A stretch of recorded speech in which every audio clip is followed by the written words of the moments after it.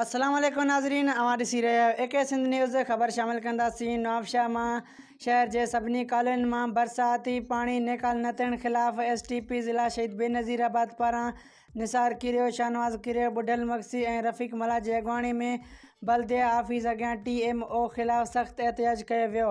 उन मौक़े ते अॻवान चयो त 2 हफ़्ता गुज़री विया आहिनि, बरसाति रुकिजी वई आहे, पर बल्दिया जे नाअहल ई सबबि सॼे शहर अंदरि बरसाति ऐं गटरनि जो पाणी बीठल आहे, जंहिं करे मच्छरनि जो आज़ार वधी वियो आहे। ॿारनि में मलेरिया, बुख़ार, दस्त, उल्टी वधी वई आहे।